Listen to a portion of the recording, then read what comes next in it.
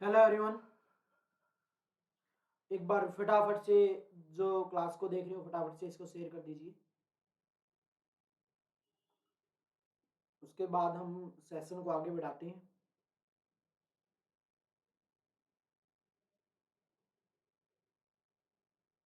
और आज का जो सेशन रहने वाला है वो किससे रिलेटेड रहेगा। हमारी काफ़ी टाइम से अगर बात करें हम हिस्ट्री की, तो हिस्ट्री की काफ़ी टाइम से क्लास नहीं हो पाई थी।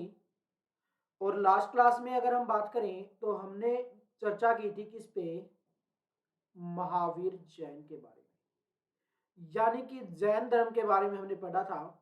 और आज हम ये हिस्ट्री का सेशन लेके आए हैं जिसके अंदर हम किसके बारे में पढ़ेंगे। आज हम पढ़ेंगे गौतम बुद्ध के बारे में। आज बौद्ध धर्म के बारे में यहाँ पे आज हम चर्चा करने वाले हैं। तो एक बार फटाफट से जो अब क्लास को देख रहा है वो शेयर कर दीजिए। उसके बाद हम क्लास को कंटिन्यू करते हैं। फटाफट से कमेंट कर दीजिए और शेयर कर दीजिए, लाइक कर दीजिए। और आगे बढ़ते हम आज गौतम बुद्ध के बारे में हम संपूर्ण जानकारी लेंगे। तो सबसे पहले अगर बात की जाए, बड़ा ही एक इजी क्वेश्चन आता है।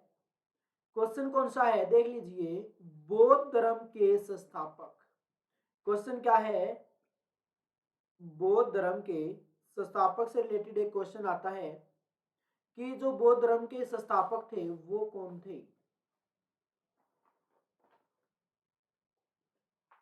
अगर इसकी बात की जाए, बौद्ध धर्म के संस्थापकों की अगर बात की जाए, बौद्ध धर्म के जो संस्थापक थे वो कौन थे, वो थे गौतम बुद्ध। क्या थे, गौतम बुद्ध क्या थे, बौद्ध धर्म के संस्थापक थे। इन्हें एशिया का क्या कहा जाता था, ज्योतिपुंज भी कहा जाता था। बड़ा ही इंपॉर्टेंट क्वेश्चन है, एशिया का ज्योतिपुंज किसे कहा जाता है। एशिया का ज्योतिपुंज कहा जाता है किसको, गौतम बुद्ध को। उसके बाद हम क्वेश्चन देखें नेक्स्ट, गौतम बुद्ध के जन्म से रिलेटेड एक क्वेश्चन आता है, गौतम बुद्ध का जन्म कब होता है। तो गौतम बुद्ध का जो जन्म होता है वो होता है 563 ईसा पूर्व के अंदर। कब होता है, 563 ईसा पूर्व के बीच क्या होता है, गौतम बुद्ध का जन्म होता है। और बात करें ये कौन से गणराज्य से था, कौन से कुल से था, तो शाक्य गणराज्य से था। ये किससे जी था, शाक्य ये गणराज्य से था। राजधानी की अगर बात की जाए तो कपिल वस्तु, कौन सी राजधानी थी, कपिल वस्तु। अब जगह की अगर हम बात की जाए तो लुम्बिनी नेपाल में हुआ था। जगह कहां पे, लुम्बिनी के अंदर। और लुम्बिनी कहां पे पड़ती है, वर्तमान के अंदर नेपाल के अंदर पड़ती है। तो 563 में गौतम बुद्ध का जन्म हुआ कपिल वस्तु के निकट लुम्बिनी गांव में, जो कहां पे पड़ता है, नेपाल के अंदर पड़ता है। उसके बाद क्वेश्चन पूछा जाता है कि इसके पिता कौन थे। पिता का नाम क्या था, सुधोधन। क्या नाम था पिता का, सुधोधन इनके पिता का नाम था। जो शाक्य गण के क्या थे, मुखिया थे। क्या थे, जो शाक्य गण के क्या थे, मुखिया थे। उसके बाद नेक्स्ट क्वेश्चन देख लीजिए कौन सा है, सिद्धार्थ के जन्म के 7 दिन बाद ही उनकी माया देवी की क्या हो गई थी, देहांत हो गया था। उनकी क्या हो गई थी, मृत्यु हो गई थी। तो बड़ा ही इंपॉर्टेंट क्वेश्चन बनता है कि गौतम बुद्ध के जन्म के बाद कितने दिनों के बाद उसकी माता की मृत्यु हुई थी, तो 7 दिनों के बाद उसकी माता की मृत्यु हो गई थी। अब बात यह आती है कि उसकी माता जी तो नहीं रही, लेकिन अब गौतम बुद्ध का जो लालन पोषण किया गया वो किसके द्वारा किया गया, तो वो उसकी सौतेली मां प्रजापति गौतमी ने उनका क्या किया था, पालन पोषण किया था। क्वेश्चन यहां से ये भी बन जाए कि उनके बचपन का नाम क्या था, तो बचपन का नाम था जी सिद्धार्थ। गौतम बुद्ध के बचपन का नाम क्या था, सिद्धार्थ था। उसके बाद हम आगे बढ़ते हैं और देखते हैं, सिद्धार्थ 16 साल की उम्र में दंडपाणी शाक्य की कन्या यशोधरा के साथ क्या करता है जी, शादी कर लेता है। 16 साल की महज उम्र में ही क्या करता है, यशोधरा से शादी कर लेता है। और क्वेश्चन आता है कि गौतम बुद्ध के पुत्र का क्या नाम था, तो पुत्र का नाम था राहुल।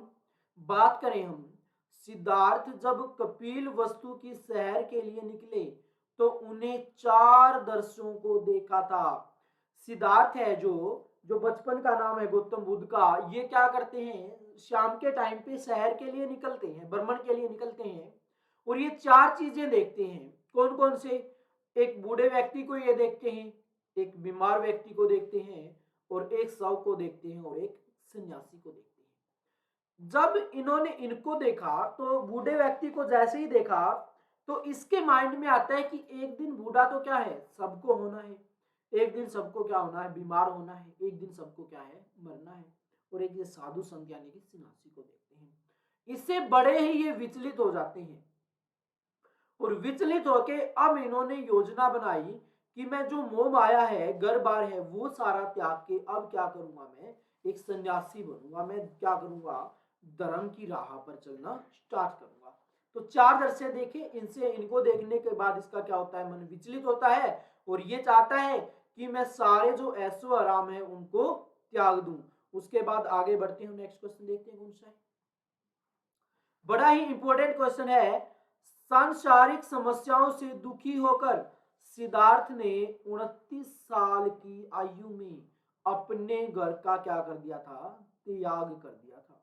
सिद्धार्थ जब महज 29 साल के थे तो इसने क्या किया था, अपने घर का त्याग कर दिया था, जिससे बौद्ध धर्म में महाविष निष्कर्मण कहा जाता है। बड़ा ही इंपॉर्टेंट क्वेश्चन है, बहुत बार रिपीट होता है, इसे नोट कर कर लिख लीजिए फटाफट से।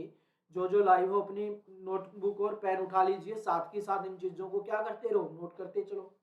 उसके बाद हम बात करें, गृह त्याग के बाद बुद्ध ने वैशाली के अलारा कलाम से सांख्य दर्शन की शिक्षा ग्रहण की थी।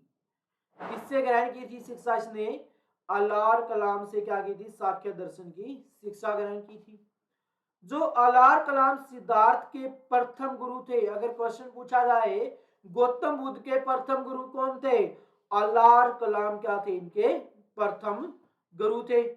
उसके बाद हम बात करें, जो अलार कलाम के बाद सिद्धार्थ ने राजगिरी, इसकी बात करें हम, राजगिरी की यहां पे बात कर रहे हैं कि रुद्र का रामपुत से शिक्षा ग्रहण की। रुद्र से क्या की थी, शिक्षा ग्रहण की थी। पहले गुरु कौन थे, अलारा कलाम थे, उसके बाद कौन थे, रुद्र करामपुत थे। उसके बाद हम आगे बढ़ते हैं और जो इससे इंपॉर्टेंट चीजें हैं उनकी तरफ ध्यान दे लीजिए।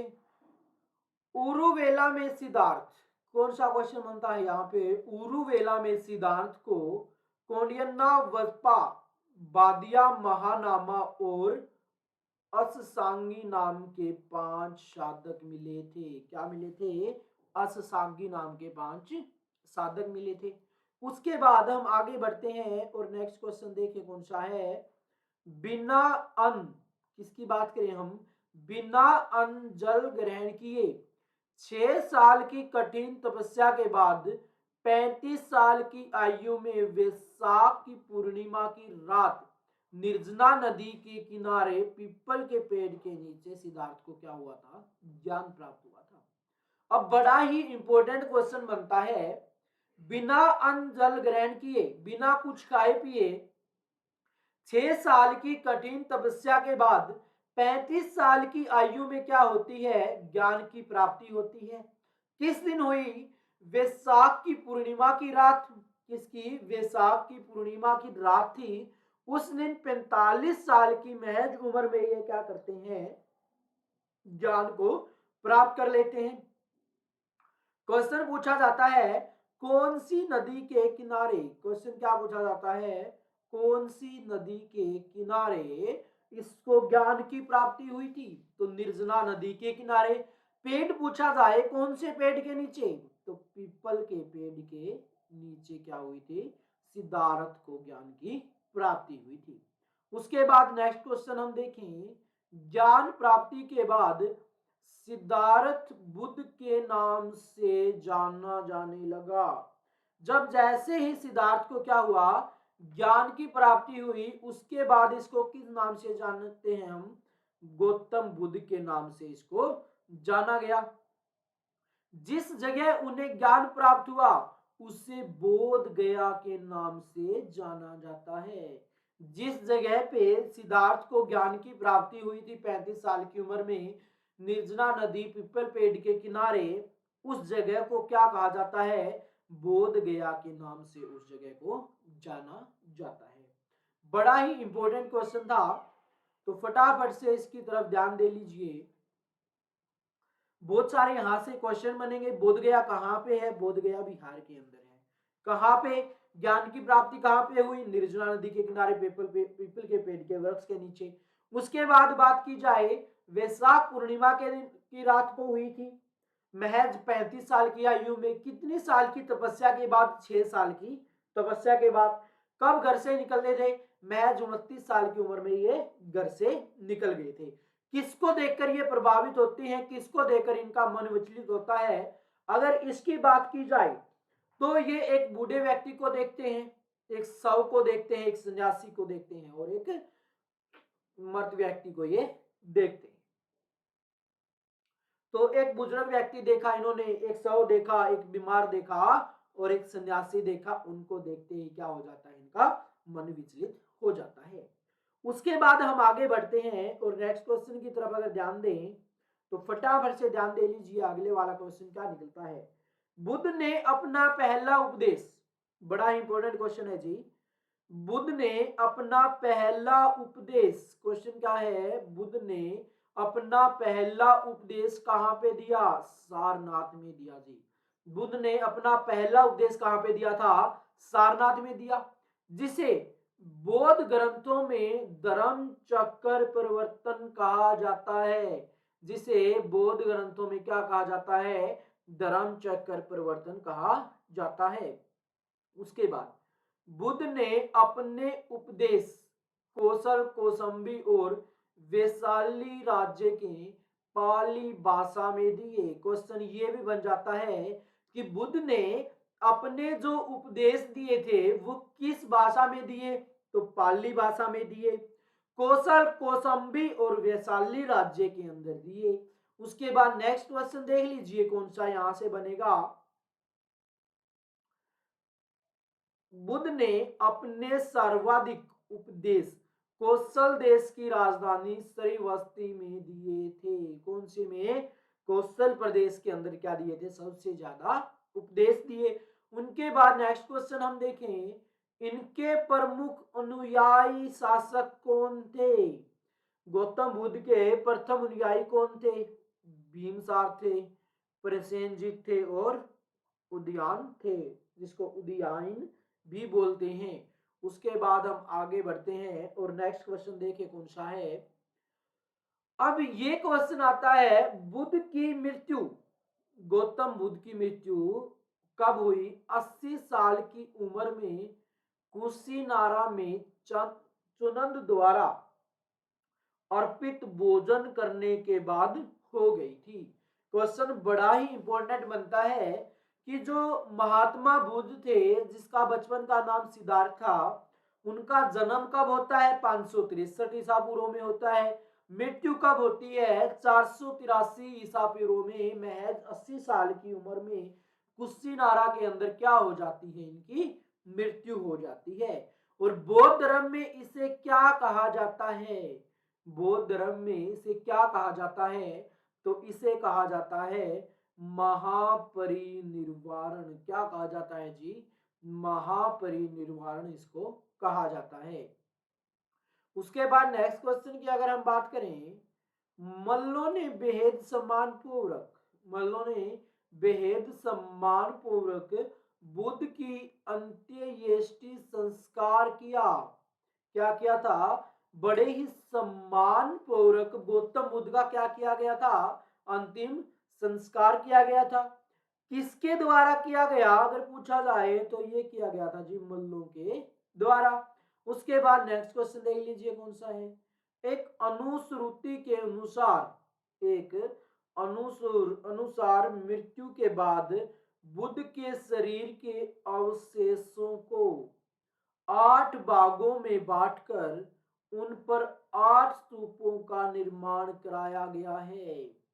एक गद्य के अनुसार क्या है कि जो गौतम बुद्ध की मृत्यु हुई, इसके शरीर के 8 अवशेषों को 8 भागों में बांटकर उन पर क्या किया गया था, 8 स्तूपों का निर्माण करवाया गया था।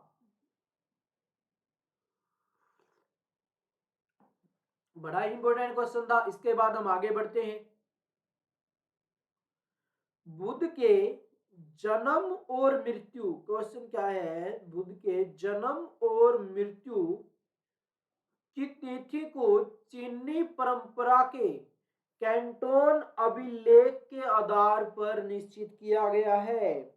इसके बुद्ध के जन्म और मृत्यु को किसके आधार पर माना गया है, तो इसकी अगर हम बात करें तो चीनी परंपरा के कैंटोन अभिलेख के आधार पर इसको निश्चित किया गया है। उसके बाद हम आगे बढ़े और नेक्स्ट क्वेश्चन देखें कौन सा है। बौद्ध धर्म के बारे में क्वेश्चन कौन सा है, बौद्ध धर्म के बारे में हमें विशद ज्ञान पाली त्रिपिटक से क्या होता है, प्राप्त होता है। बौद्ध धर्म अनिश्चयवादी है और इसमें आत्मा की परिकल्पना भी नहीं है। क्वेश्चन पूछा जाए, क्या बौद्ध धर्म आत्मा को मानता है, क्वेश्चन क्या है, क्या बौद्ध धर्म आत्मा को मानता है, तो आंसर क्या होगा, नहीं मानता। लेकिन यहीं पे बात की जाए, क्या जैन धर्म आत्मा को मानता है, तो हम कहेंगे जी यस, बिल्कुल जैन धर्म क्या है, आत्मा को मानता है। लेकिन बौद्ध धर्म क्या है, आत्मा को नहीं मानता। बौद्ध धर्म की अगर हम बात की जाए तो बौद्ध धर्म में किसको परिणाम मिला है, किसको प्राथमिकता मिली है, पुनर्जन्म को मान्यता है। बौद्ध धर्म के अंदर किसको मानता है जी, पुनर्जन्म की मान्यता है। लेकिन बात करें हम, किसकी बात करें हम, जैन धर्म की, किसकी बात कर रहे हैं जी, जैन धर्म की हम बात कर रहे हैं यहाँ पे। तो जैन धर्म की अगर बात की जाए तो जैन धर्म के अंदर पुनर्जन्म को कोई भी मान्यता प्राप्त नहीं है। पुनर्जन्म के बारे में ये कोई उल्लेख नहीं देते। उसके बाद तृष्णा को अक्षीण हो जाने की अवस्था को ही बुद्ध ने निवारण कहा है। क्या किसको कहा है, तृष्णा को अक्षीण हो जाने की अवस्था को ही बुद्ध ने क्या कहा है, निवारण इसका कहा है। उसके बाद हम आगे बढ़ते हैं और नेक्स्ट क्वेश्चन अगर देखें,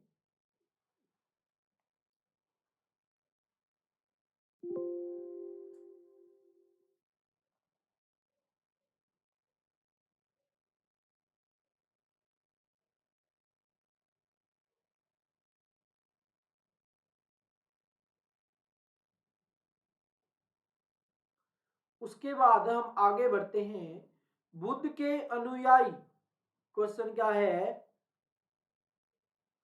बड़े ही इंपॉर्टेंट क्वेश्चन यहां से निकल के सामने आ रहे हैं। बुद्ध के अनुयायी दो भागों में विभाजित थे। जो बुद्ध के अनुयायी थे कितने भागों में विभाजित थे जी, ये दो भागों के अंदर क्या थे, विभाजित थे। भिक्षुक बौद्ध धर्म के प्रचार के लिए जिन लोगों ने संन्यास लिया उन्हें भिक्षुक कहा जाता है। भिक्षुक बौद्ध धर्म के प्रचार के लिए जिन लोगों ने संन्यास लिया उन्हें क्या कहा जाता है, उन्हें भिक्षुक कहा जाता है। उसके बाद बात करें हम उपासक की, किसकी बात की जाए, उपासक की अगर बात की जाए तो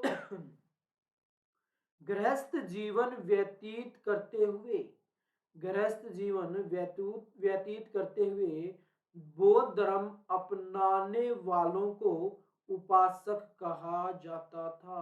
क्या कहा जाता था जी, उपासक कहा जाता था। बात करें जो इनकी न्यूनतम आयु होती थी वो कितनी होती थी, वो होती थी 15 साल। उपासक गृहस्थ जीवन व्यतीत करते हुए बौद्ध धर्म को अपनाने वाले को क्या कहा जाता था? उपासक कहा जाता था। इनकी न्यूनतम आयु कितनी थी? 15 साल थी जी। उसके बाद बात करें हम बौद्ध संघ में प्रविष्ट होने के उपसमुदा कहा जाता है प्रतिष्ठित बौद्ध धर्म के त्रिरत्न। क्वेश्चन बहुत बार रिपीट हुआ है कि बौद्ध धर्म के त्रिरत्नों से संबंधित बौद्ध धर्म के त्रिरत्न कौन से हैं? तो बुद्ध, धम्म और संघ क्या है? बुद्ध, धम्म और संघ क्या है? इसके त्रिरत्न है। उसके बाद हम आगे बढ़ते हैं, नेक्स्ट क्वेश्चन देखें। चतुर्थ बौद्ध संहिता के बाद बौद्ध धर्म को दो भागों में विभाजित किया गया। चतुर्थ बौद्ध संहिता के बाद बौद्ध धर्म को दो भागों में विभाजित किया गया है। किस किस में? हीनयान और महायान के अंदर। किस किस में विभाजित किया जी? हीनयान और महायान के अंदर क्या किया गया है? विभाजित किया गया है। उसके बाद हम देखें धार्मिक जुलूस सबसे पहले बौद्ध धर्म में ही निकाला गया था। धार्मिक जुलूस सबसे पहले किस धर्म में निकाला गया? तो वो निकाला गया था बौद्ध धर्म के अंदर। क्वेश्चन बनता है कि किस धर्म के अंदर?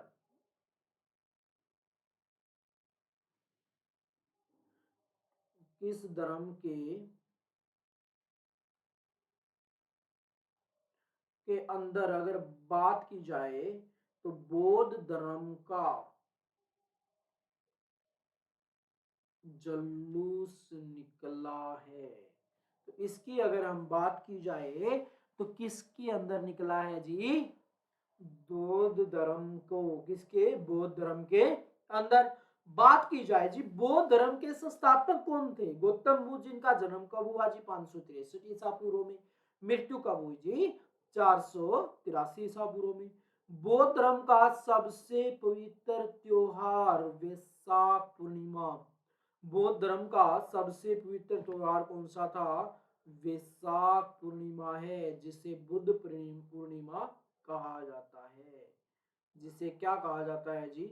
बुद्ध पूर्णिमा कहा जाता है। उसके बाद हम आगे बढ़ते हैं और नेक्स्ट क्वेश्चन देख लीजिए कौन सा है। बुद्ध ने सांसारिक, क्वेश्चन क्या है? बुद्ध ने सांसारिक दुखों के संबंध में 4 आर्य सत्यों के उपदेश दिए हैं। ये हैं कौन कौन से? दुख, दुख समुदाय, दुख निरोध और दुख निरोध गामिनी प्रतिभा। कौन कौन से हैं? दुख है, दुख समुदाय है, दुख निरोध है और दुख निरोध गामिनी प्रतिभा। उसके बाद हम आगे बढ़ते हैं और नेक्स्ट क्वेश्चन अगर देखें तो नेक्स्ट क्वेश्चन की तरफ ध्यान दे लीजिए फटाफट से कि नेक्स्ट क्वेश्चन यहां से क्या निकल के सामने आता है। सांसारिक दुखों से मुक्ति के लिए, सांसारिक दुखों से मुक्ति के लिए बुद्ध ने अष्टांगिक मार्ग की बात कही है। अष्टांगिक मार्ग की बात कही है। ये साधन है कौन से? सम्यक दृष्टि, सम्यक संकल्प, सम्यक वाणी, सम्यक कर्मार्थ, सम्यक आजीव, सम्यक व्यायाम, सम्यक स्मृति और सम्यक समाधि। सम्यक दृष्टि, सम्यक संकल्प और सम्यक वाणी, सम्यक कर्मार्थ, सम्यक आजीव, सम्यक व्यायाम और सम्यक स्मृति और सम्यक समाधि। उसके बाद हम आगे बढ़ते हैं और नेक्स्ट क्वेश्चन देखें कौन सा है। बुद्ध के अनुसार अष्टांगिक मार्गों के पालन करने के उपरांत मनुष्य की तृष्णा भाव नष्ट हो जाता है। उसे क्या होता है? निवारण प्राप्त होता है। बुद्ध ने निवारण प्राप्ति के लिए 10 चीजों पर जोर दिया है। कौन सा? अहिंसा, कभी भी हिंसा नहीं करना, सदा क्या बोलना? सत्य बोलना, चोरी न करना, किसी भी प्रकार की संपत्ति को न रखना, कभी भी शराब का सेवन नहीं करना, असमय भोजन नहीं करना और सुख बिस्तर पर नहीं सोना, धन संचय न करना और महिलाओं से दूर रहना और नृत्य ज्ञान आदि से भी क्या करना है, दूर रहना है।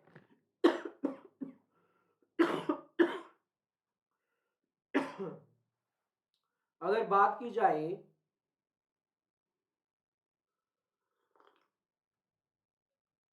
सॉरी बच्चों, बात किस पे जाए, अगर निवारण प्राप्त करना है तो 10 चीजों पर ध्यान देना होगा जी। कौन कौन सी? अहिंसा, सत्य, चोरी न करना, किसी भी प्रकार की संपत्ति को न रखना, शराब का सेवन न करना, असमय भोजन न करना, सुक्त बिस्तर पर सोना और धन का संचय न करना, महिलाओं से क्या रहना, दूर रहना, नृत्य ज्ञान आदि से दूर रहना। उसके बाद हम आगे बढ़ते हैं और देखते हैं, बुद्ध ने मध्यम वर्ग को उपदेश दिए। बुद्ध ने मध्यम वर्ग को उपदेश दिए। अनिसरवाद के संबंध में बौद्ध धर्म और जैन धर्म में समानता है। अनिसरवाद के संबंध में बौद्ध धर्म और जैन धर्म में क्या है, समानता है। जातक कथाएं प्रदर्शित करती हैं कि बोधिसत्व का अवतार मनुष्य रूप में भी हो सकता है और पशुओं के रूप में भी हो सकता है। बोधिसत्व के रूप में पुनर्जन्मों की दीर्घ श्रृंखला के अंतर्गत बुद्ध ने शाक्य मुनि के रूप में अपना अंतिम जन्म प्राप्त किया। क्या किया? अपना अंतिम जन्म प्राप्त किया। उसके बाद सर्वाधिक बुद्ध की मूर्तियों का निर्माण, सर्वाधिक बुद्ध की मूर्तियों का निर्माण गंधार शैली के अंतर्गत, किसके? गंधार शैली के अंतर्गत किया गया। लेकिन बुद्ध की प्रथम मूर्ति मथुरा कला के अंतर्गत बनी है। किसकी बनी है? मथुरा कला के अंतर्गत बनी है। उसके बाद हम आगे बढ़ेंगे और नेक्स्ट क्वेश्चन देखेंगे। हाँ जी, ये थे क्या गौतम बुद्ध से रिलेटेड कुछ फैक्ट थे। हमने इन पे बिल्कुल अच्छे से, बिल्कुल बारीकी से यहाँ पे चर्चा की है। तो एक बार फटाफट से इस वीडियो को जो जो देख रहा है लाइक और शेयर कर दीजिए, ताकि हम कुछ फैक्चुअल डाटा को आगे करते हैं और कुछ यहाँ पे हम क्या करने जा रहे हैं, अब दिल्ली के कुछ क्वेश्चनों पे भी चर्चा करेंगे। तो आज हमने किसके बारे में पढ़ा? गौतम बुद्ध के बारे में पढ़ा। हमने क्या पढ़ा? इसके जन्म वर्ष के बारे में पढ़ा। और इसे ही क्या कहा जाता है? एशिया का ज्योति पुंज कहा जाता है। गौतम बुद्ध को क्या कहा जाता है जी? एशिया का ज्योतिपुंज कहा जाता है। गौतम बुद्ध का जन्म 563 ईसा पूर्व के बीच शाक्य गणराज्य में हुआ जी। गौतम बुद्ध का जन्म कब हुआ? 563 में। पिता सुदोधन थे जी। पिता कौन थे? सुदोधन थे। माया देवी की क्या हो गई थी जी? मृत्यु हो गई थी इसके 7वें दिन के बाद। गौतम बुद्ध का पालन पोषण किसने किया? प्रजापति माता गौतमी ने किया। इसके बचपन का नाम क्या था जी? सिद्धार्थ था। उसके बाद नेक्स्ट क्वेश्चन देखें। सिद्धार्थ ने 16 साल की उम्र में ही यशोधरा से क्या कर ली? शादी कर ली। इनका एक पुत्र था, कौन था? राहुल। सिद्धार्थ जब कपिल वस्तु की शहर के लिए निकले तो उन्हें 4 दर्शकों को देखा। बूढ़ा व्यक्ति, एक बीमार व्यक्ति, शव और एक सन्यासी को देखा और उसका मन क्या हो जाता है? विचलित हो जाता है। संसारिक समस्याओं से दुखी होकर सिद्धार्थ ने क्या किया? 29 साल की उम्र में घर छोड़ दिया, जिसे बौद्ध धर्म में महाविनिष्क्रमण की घटना कहा जाता है। महाविनिष्क्रमण कहा जाता है। गृह त्याग के बाद बुद्ध ने वैशाली के अलार कलाम से सांख्य दर्शन की शिक्षा ग्रहण की। किसकी? सांख्य दर्शन की शिक्षा ग्रहण की। अलार कलाम सिद्धार्थ के प्रथम गुरु थे। जो अलार कलाम थे सिद्धार्थ के क्या थे? प्रथम गुरु थे। अलार कलाम के बाद राजगृह में रुद्र करामपुत से क्या इन्होंने शिक्षा ग्रहण की। उसके बाद 6 साल की कठिन तपस्या के बाद 35 साल की आयु में वैशाखी पूर्णिमा की रात निर्जना नदी के किनारे पीपल के पेड़ के नीचे सिद्धार्थ को ज्ञान प्राप्त हुआ था। ज्ञान प्राप्ति के बाद सिद्धार्थ बुद्ध के नाम से जाना जाने लगा। जिस जगह उन्हें ज्ञान प्राप्त हुआ था उसे बोध गया के नाम से जाना जाता है। उसके बाद नेक्स्ट क्वेश्चन देख लीजिए, बुद्ध ने अपना पहला उपदेश कहां पे दिया जी? सारनाथ में दिया। कहां पे दिया? सारनाथ में दिया, जिसे बौद्ध ग्रंथों में क्या कहा जाता है? धर्म चक्र परिवर्तन कहा जाता है। क्या कहा जाता है जी? धर्म चक्र परिवर्तन कहा जाता है। बुद्ध ने अपने उपदेश कौशल कौशाम्बी वैशाली राज्य में पाली भाषा में दिए। सबसे ज्यादा उपदेश कहां पे दिए? कौशल देश की राजधानी श्रावस्ती में दिए। इनके प्रमुख अनुयायी बिंबिसार, प्रसेनजीत और उद्यान थे।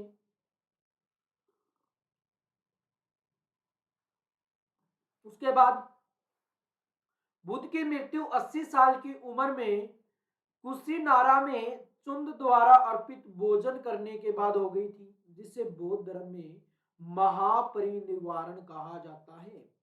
मल्लों ने बेहद सम्मान पूर्वक बुद्ध की अंत्येष्टि संस्कार किया। एक अनुश्रुति के अनुसार मृत्यु के बाद बुद्ध के शरीर के अवशेषों को 8 भागों में बांटकर उन पर 8 स्तूपों का निर्माण कराया गया था। क्या करवाया गया जी? 8 स्तूपों का निर्माण कराया गया। बुद्ध के जन्म और मृत्यु की तिथि को चीनी परंपरा के कौंटन अभिलेख के आधार पर निश्चित किया गया है। उसके बाद नेक्स्ट क्वेश्चन, बौद्ध धर्म के बारे में विशिष्ट ज्ञान पाली भाषा के ग्रंथ त्रिपिटक से मिलता है। बौद्ध धर्म अनिश्वरवाद, इसमें आत्मा की परिकल्पना नहीं है। बौद्ध धर्म में पुनर्जन्म को मानता नहीं है। बौद्ध धर्म के अनुयायियों को 2 भागों में बांटा गया। भिक्षुक, बौद्ध धर्म के प्रचार के लिए जिन लोगों ने संन्यास लिया उन्हें भिक्षुक कहा जाता था, और उपासक गृहस्थ जीवन व्यतीत करते हुए बौद्ध धर्म अपनाने वालों को उपासक कहते हैं। इनकी न्यूनतम आयु कितनी थी? 15 साल है। बौद्ध संघ में क्वेश्चन क्या है? बौद्ध संघ में प्रविष्ट होने में उपसमुदाय कहा जाता है। प्रतिष्ठित बौद्ध धर्म के त्रिरत्न है बुद्ध, धम्म और संघ। चतुर्थ बौद्ध संहिता के बाद बौद्ध धर्म को 2 भागों में विभाजित किया, हीनयान और महायान। धार्मिक जुलूस सबसे पहले बौद्ध धर्म में ही निकाला गया। बौद्ध धर्म का सबसे पवित्र त्योहार वैशाख पूर्णिमा है, जिसे बुद्ध पूर्णिमा कहा जाता है। उसके बाद हम आगे बढ़ते हैं और नेक्स्ट क्वेश्चन देखते हैं। बुद्ध ने संसारिक दुखों के संबंध में 4 आर्य सत्यों का उपदेश दिया था। वे कौन से थे? दुख, दुख समुदाय, दुख निरोध और दुख निरोधगामिनी प्रतिपदा। उसके बाद संसारिक दुखों से मुक्त होने के लिए 8 मार्गों की बात कही। ये साधन कौन कौन से? सम्यक दृष्टि, सम्यक संकल्प और वाणी, कर्मात, आजीव, व्यायाम और स्मृति और समाधि। ये क्या थे? 8 ऐसे मार्ग हैं जिन पर चलकर हम क्या कर सकते हैं? संसारिक मोह माया को त्याग सकते हैं और संसारिक दुखों से क्या हो सकते हैं? परे हम यहाँ पे हो सकते हैं। उसके बाद हम आगे बढ़ते हैं और नेक्स्ट क्वेश्चन देखें। बुद्ध के अनुसार अष्टांगिक मार्गों के पालन करने के उपरांत मनुष्य की भव्य तृष्णा नष्ट हो जाती है और उसे निवारण प्राप्त होता है। इसकी अगर बात की जाए, बुद्ध ने निवारण प्राप्ति के लिए 10 चीजों पर जोर दिया है। अहिंसा, सत्य, चोरी न करना, किसी भी प्रकार की संपत्ति न रखना, शराब का सेवन न करना, असमय भोजन करना, सुख बिस्तर पर न सोना, धन संचय न करना, महिलाओं से दूर रहना, नृत्य ज्ञान आदि से दूर रहना। 10 चीजों से हमें क्या प्राप्त हो सकता है? निवारण प्राप्त हो सकता है। अहिंसा, सत्य, चोरी न करना, किसी भी प्रकार की संपत्ति न रखना, शराब का सेवन न करना, असमय भोजन करना, सुख बिस्तर पर न सोना, धन संचय न करना, महिलाओं से दूर रहना, नृत्य ज्ञान आदि से दूर रहना। उसके बाद हम आगे बढ़ते हैं, नेक्स्ट क्वेश्चन देखते हैं। बुद्ध ने मध्यम मार्ग का उपदेश दिया था। अनिश्वरवादी के संबंध में बौद्ध धर्म और जैन धर्म में समानता है। जातक कथाएं प्रदर्शित करती हैं कि बोधिसत्व का अवतार मनुष्य रूप में भी हो सकता है और पशुओं के रूप में भी हो सकता है। उसके बाद हम आगे बढ़ते हैं। ये थी कुछ बौद्धिक के रोचक तथ्य, कुछ इंपोर्टेंट फैक्ट। लगभग यहाँ हमने 50 से 60 क्वेश्चनों को कवर किया है और अब हम वो क्वेश्चन लेके आए हैं जो हर बार क्या पूछे जाते हैं? एग्जाम में पूछे जाते हैं। तो हिस्ट्री के हम डेली 10 क्वेश्चन थ्योरी सेक्शन के साथ कवर करेंगे। जो बार बार क्या दिए जाते हैं, एग्जाम में पूछे जाते हैं। तो फटाफट से आगे बढ़ लीजिए और देखते हैं पहला ही क्वेश्चन क्या है। अब इनका जो क्वेश्चन है फटाफट से देख लीजिए। कालानुक्रमिक क्रम में निम्नलिखित व्यवस्था करें। क्वेश्चन क्या है, ये क्वेश्चन कह रहा है कि इनको क्या कीजिए, शेड्यूल में लगाइए, कालक्रम के अनुरूप लगा दीजिए। तो बात करें हम किसकी,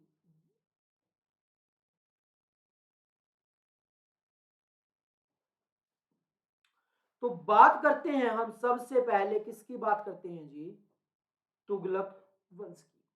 अगर तुगलक वंश की बात की जाए तो तुगलक वंश के टाइम पीरियड पे हम देखें तो तुगलक वंश का जो टाइम पीरियड होगा वो क्या होगा, अगर इस पे चर्चा की जाए, तुगलक वंश का जो टाइम पीरियड होता है जी, ये स्टार्ट होता है कब से, 1320 से, और कब तक चलता है, 1414 तक क्या चलता है, इसका टाइम पीरियड चलता है। तुगलक वंश के संस्थापक कौन थे,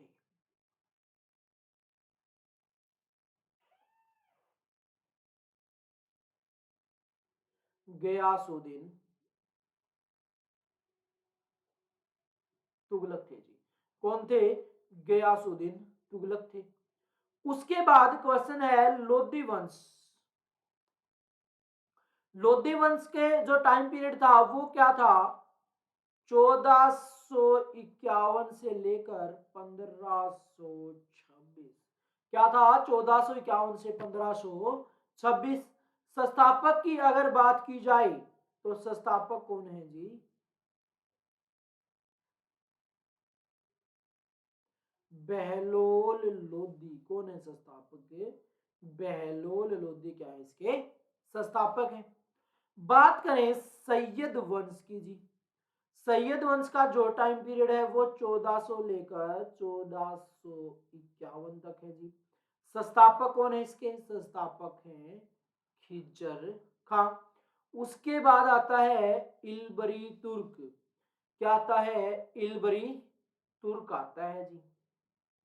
ये बात की जा रही है किसकी, गुलाम वंश की।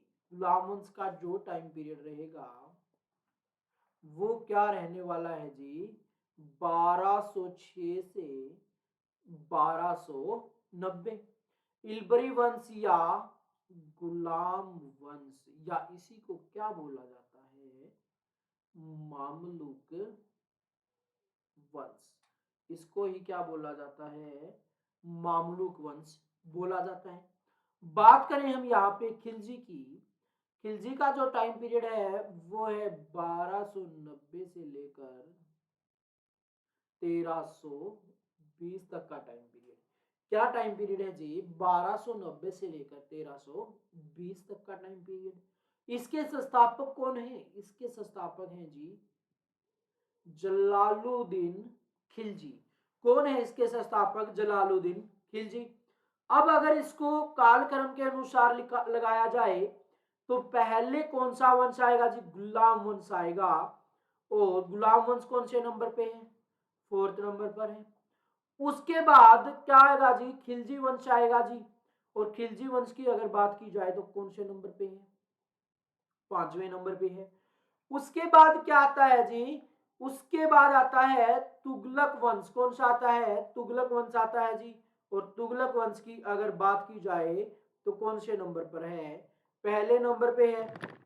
उसके बाद हम बात करें किसकी, सैयद वंश की जी। सैयद वंश की अगर हम बात करें तो कौन से नंबर पे है, ये है जी 3रे नंबर पर।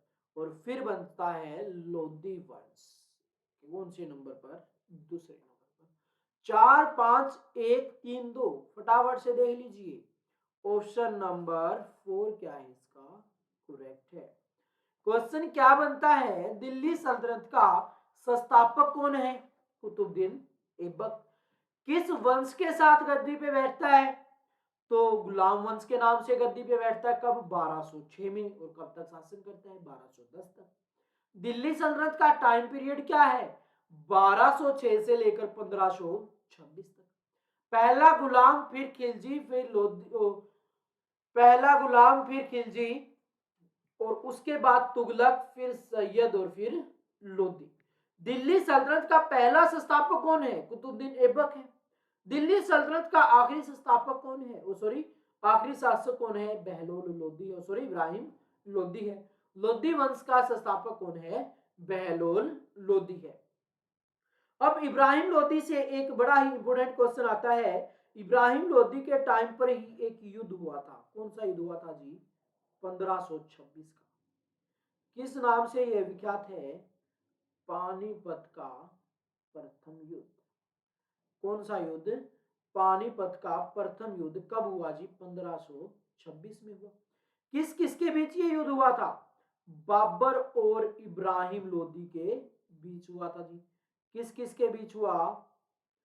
बाबर और इब्राहिम लोदी के बीच क्या हुआ था? ये युद्ध हुआ था। और अगर इसकी बात की जाए, इस युद्ध के अंदर कौन मारा जाता है?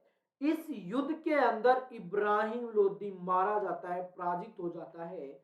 और क्वेश्चन ये बनता है, दिल्ली सल्तनत का एकमात्र ऐसा शासक जो क्या हो जाता है?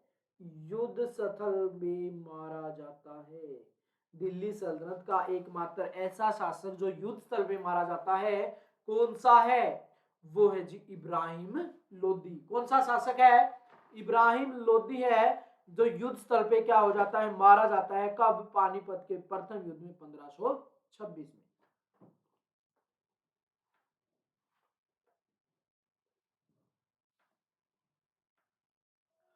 उसके बाद नेक्स्ट क्वेश्चन देख लीजिए, बड़ा ही इंपॉर्टेंट क्वेश्चन है। ये क्वेश्चन भी बहुत बार रिपीट हुआ है। एसएससी सीजीएल 2010 के अंदर क्या पूछा गया है? ये क्वेश्चन पूछा हुआ है। जो हमने ये सीरीज स्टार्ट की है वो एसएससी 2010 से स्टार्ट की है, और इसको हम कहां तक लेके आएंगे? एसएससी 2020 तक के हम यहाँ पे क्वेश्चन करेंगे।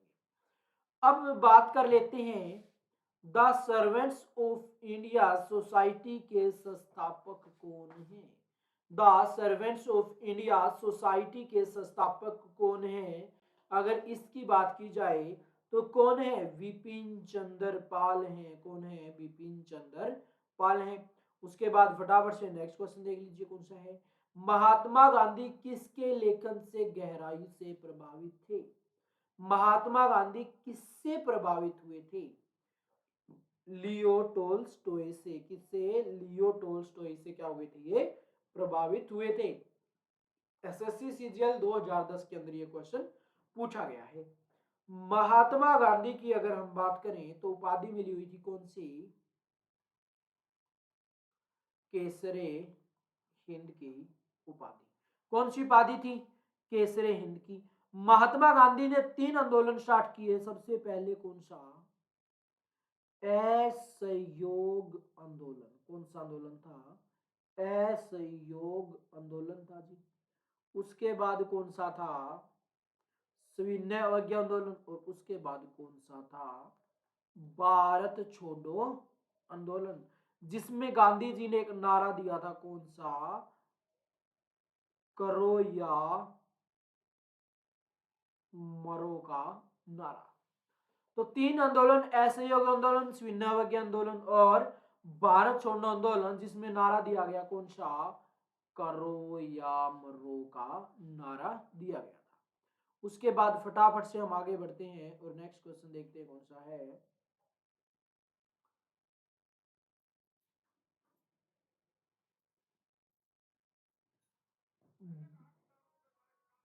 बौद्ध धर्म अपनाने के लिए अशोक को प्रभावित करने वाले भिक्षु कौन थे? बौद्ध धर्म को अपनाने के लिए अशोक को प्रभावित करने वाले बौद्ध भिक्षु कौन थे? विष्णुगुप्त थे, उपगुप्त थे, ब्रह्मगुप्त थे या वृहदर थे? फटाफट से बता दीजिए कौन थे। तो वो थे जी, कौन थे वो थे उपगुप्त। और बौद्ध धर्म से प्रभावित कब हुए? जब 261 बीसी के अंदर क्या हुआ? 261 बीसी में अशोक ने कहां पे अधिकार किया? कहां पे अपना अभियान चलाया था? वो चलाया था कलिंग पर। कहां पे अभियान चलाया? कलिंग पर जब अभियान चलाया तो कलिंग के अंदर की अगर हम बात करें, 1 लाख लोगों की यहां पे क्या की गई थी? हत्या की गई थी। 1 लाख की क्या की थी? हत्या की थी। बात करें हम 1.5 लाख को यहाँ पे क्या किया गया था? बंदी बना लिया गया था, कैद कर लिया गया था। 1 लाख लोगों की हत्या और 1.5 लाख लोगों को क्या किया गया था? यहाँ पे बंदी बना लिया गया था। और इस युद्ध को हम किस नाम से जानते हैं? इस युद्ध को हम नरसंहार के नाम से जानते हैं। किसके नाम से? नरसंहार के नाम से जानते हैं। तो उसके बाद जो उपगुप्त बौद्ध भिक्षु था, ये अशोक से मिलता है और अशोक को समझाता है कलिंग के बारे में, और कलिंग का दृश्य दिखाता है। तो अशोक का यहाँ पे क्या हो जाता है? हृदय परिवर्तन हो जाता है और अशोक युद्ध नीति छोड़कर क्या अपना लेता है? दम नीति अपना लेता है। युद्ध नीति को छोड़कर क्या अपनाता है अशोक? दम नीति अपना लेता है। उसके बाद हम बात करें लोधी वंश की स्थापना किसने की थी? बड़ा ही इंपॉर्टेंट क्वेश्चन है। लोधी वंश की स्थापना किसने की? एसएससी सीजीएल 2010 के अंदर ये क्वेश्चन पूछा हुआ है। तो लोधी वंश की स्थापना की अगर बात की जाए तो स्थापना की जी बहलोल लोधी ने। कब की? 1451 में। और लोधी वंश का जो टाइम पीरियड था वो क्या था? 1526। बात करें बहलोल लोधी का टाइम पीरियड क्या था? 1451 से लेकर 1487 तक। उसके बाद बात करें सिकंदर लोधी की, तो 1487 से लेकर कब तक? 1517 तक। उसके बाद इब्राहिम लोधी की अगर बात की जाए तो 1517 से 1526 तक। बात करें खिज्जर खां कौन थे? सैयद वंश के संस्थापक थे। कब हुई? 1414 में। और कब तक चलता है? 1451 तक क्या चलता है? इसका टाइम पीरियड चलता है। उसके बाद हम आगे बढ़ते हैं और नेक्स्ट क्वेश्चन देखते हैं कौन सा है। हर्षवर्धन ने किसको हराया था? हर्षवर्धन ने किसको पराजित किया था? नर्मदा नदी के किनारे। कहां पे? नर्मदा नदी के किनारे। कब? 632 ईस्वी में। कब? 632 ईस्वी में हर्षवर्धन को नर्मदा नदी के किनारे किसने पराजित किया था? पुलकेशिन द्वितीय ने किया था। हर्षवर्धन की राजधानी क्या थी? हर्षवर्धन की राजधानी थी जी थानेश्वर और कनौज। थानेश्वर हरियाणा के कुरुक्षेत्र में पड़ता है और कन्नौज पड़ता है कहां पे? यूपी के अंदर। उसके बाद हम नेक्स्ट क्वेश्चन देखें, निम्नलिखित में से कौन सा एक अनपढ़ शासक था? तो इनमें अगर अनपढ़ की बात करें तो अनपढ़ कौन था? अकबर था। अब यहाँ पे अकबर की अगर बात की जाए तो अकबर शासक कब बनता है? 1556 में बनता है जी। और कब तक रहता है? ये रहता है 1605 तक। अकबर 1556 में शासक बना और कब तक रहा जी? 1605 तक ये शासक रहता है। उसके बाद हम आगे बढ़ते हैं और देखते हैं कि 1556 में क्या हुआ था? 1556 में पानीपत का द्वितीय युद्ध हुआ। किस किस के बीच ये युद्ध हुआ था? हेमू और अकबर के बीच। और अकबर का जो नेतृत्व करता था वो कौन था? वो था बैरम खां। अकबर का नेतृत्व करता कौन था? वो था बैरम खां। और अकबर ने ही क्या किया था? जजिया कर को समाप्त किया था। कब? 1564 में। कब किया था? 1564 में अकबर ने ही क्या किया था? जजिया कर को समाप्त किया था। उसके बाद हल्दी घाटी का युद्ध आता है 1576 में। किस किस के बीच हुआ? महाराणा प्रताप और अकबर की तरफ से यहाँ पे नेतृत्व कौन कर रहा था? मान सिंह यहाँ पे नेतृत्व कर रहा था। उसके बाद हम आगे बढ़ते हैं और नेक्स्ट क्वेश्चन देखें कौन सा है।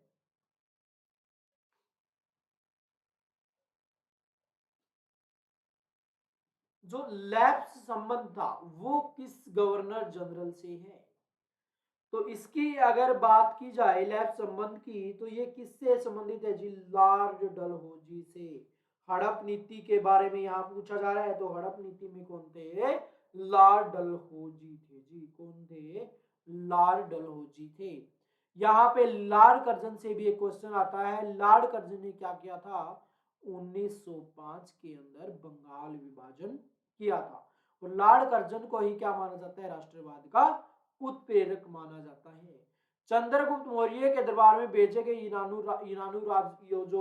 राजदूत थे, वो कौन थे, वो थे मेगास्थनीज, जिसने एक बुक लिखी थी, कौन सी, इंडिका।